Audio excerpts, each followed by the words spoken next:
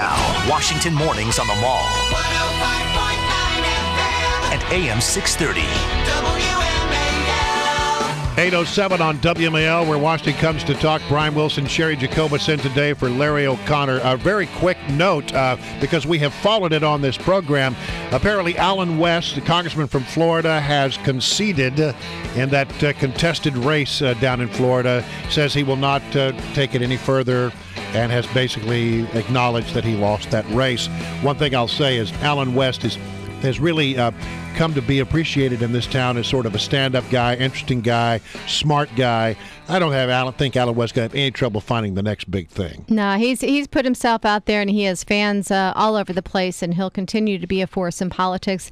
I think he has a lot of courage. A lot of barbs and criticisms come his way. So, great guy. You know who else is a great guy? Larry Kudlow. He's a great guy. He's on CNBC. He's got his own show right here on WMAL. Larry, how are you? Good morning. Good morning. I got, man, so where to start? First of all, I want to say, look, I'm among those who believe, and it's not, I'm a free market guy.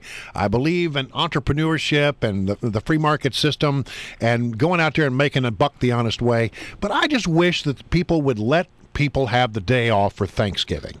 And it's become a big deal because people like Walmart are saying, the workers have to come in on Thanksgiving Day. I'm sort of against that idea. I think it's not a big deal to just have a day off. Do you have other feelings about it? Well, as a free market guy, I think that if Walmart wants to stay open, they can stay open. That's the way I look at it. Thanksgiving should be a family day. Yeah. You get together with your friends. I totally agree with that. I myself don't do any shopping on Thanksgiving. But I don't know. I mean, these stores are open on Sundays now, which used to be, sort of a sacred day. Remember the blue laws and all that? Blue laws and all that. Most of that stuff's gone. So I just don't want to be the guy to say you can't open on Thursday. I mean, there's a lot of things that go on. Restaurants are open on Thursdays, and sports teams play ball on Thursdays. And I guess I'd come out on the free market side. If you want to do it, go on ahead and do it. I think it's going to be minuscule compared to Friday. I mean, I really think that's going to be the big shopping day. But I'm not going to get too excited about that, about the Thursday thing. Yeah. People ought to, look, you know me. I go to church on Thursday and have usually a good Thanksgiving dinner with a bunch of friends. In fact, we're going to be in the city this Thanksgiving rather than go up to Connecticut. I look forward to it. I'm not going to shop. But for those who want to shop, some people, I think it's fair. Some people need a day off to shop. Maybe they need a day off to shop for their essentials that they just, can't do it during the week. They're busy.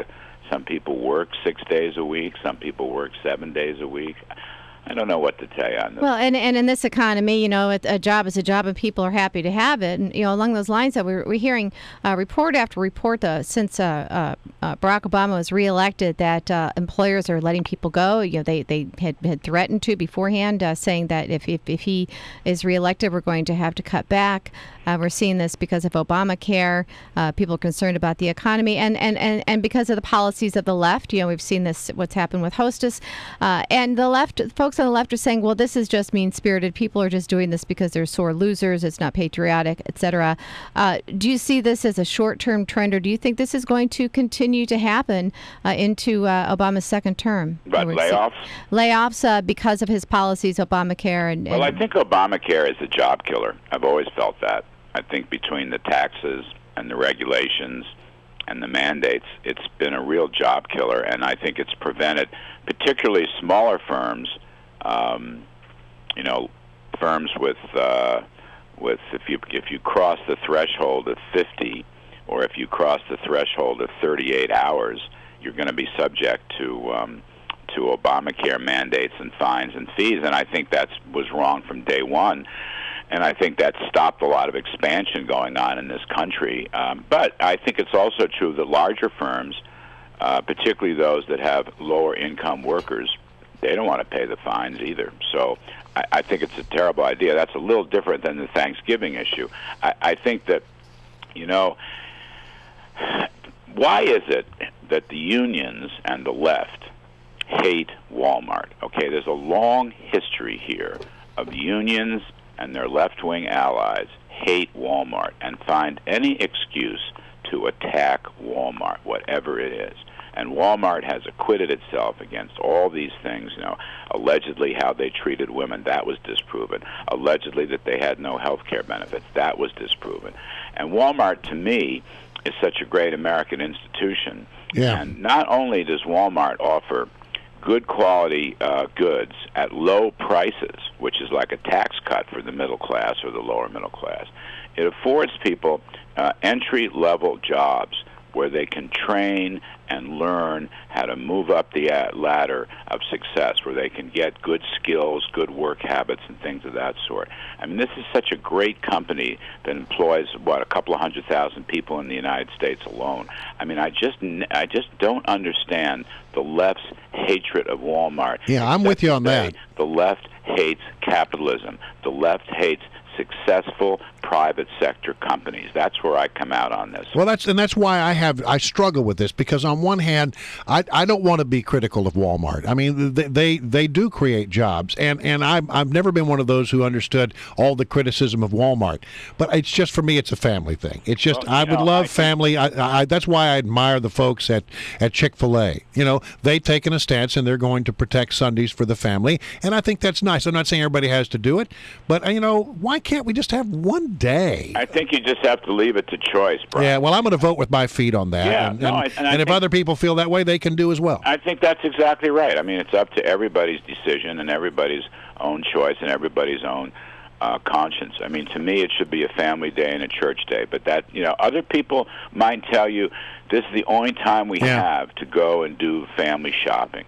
And maybe they do it as a family, and therefore it's a good thing. I don't know. I wouldn't want to legislate anything on this. I would leave it up to the individual. I really would. A family that shops together stays together. That's right. Yeah, I like that. I like that. The family that goes to church on Sunday does better in the stock market on Monday. Did you know that? I did not know that. Yeah, that's a Kudlow axiom. Absolutely. I didn't know that. Well, that's good to know. Yeah, I can prove it quantitatively. All right, so let me ask you this question. I'm reading this morning that the Hostess Twinkie may not be dead. Yeah, it's a long shot, this mediation. I will tell you, my sense of it is that the judge is just going through the motions here, and that both sides will meet for a short period of time, and then the company is going into liquidation the next day. That's the way I read this. I could be dead wrong. We've done a lot of work on the Kudlow report on this Hostess issue, and to be perfectly candid, I think the unions have made a very bad, very arrogant mistake here. Very bad, very arrogant, putting the jobs of 18,500 people on the line and their families. Let's not forget, the Teamsters had a vote with the same issues, and although the vote was close, the Teamsters union decided to go along with Hostess in order to keep the company alive. Right. And it's better to have a job, even at a lower wage, than to have no job at all, particularly in this environment. I agree with you. And I think the bakers, I interviewed one of the vice presidents of the bakers union, and he said, we didn't know it was coming. We didn't know it was going to be this bad. I said, come on. Hostess has been in bankruptcy. They brought in a new CEO to try to rectify the mistakes of the past, of which there were many. Hostess is not clean. They made many management mistakes. Right. But the fact is, they're losing money. And I said, if you can read a P&L, can you read a profit loss statement? Yeah. Can you understand what bad shape they're in and why they have to take this? And this is an old story, by the way. It's a Detroit story where the benefits, the fringe benefits of pensions and health care were way too extravagant, and the wages were not competitive, okay. And it's a rough business. So I would hope for the best, but I think this mediation with the judge is just going to be a precursor to, a Chapter 7 filing of liquidation. Yeah. That's what I think is going to happen. Well, Larry, thank you again for joining us. Larry, of course, is the host of the Kudlow Report on CNBC and the Larry Kudlow Show, which will be heard on WMAL Saturdays at 7 p.m. Larry, good to talk to you. Thanks very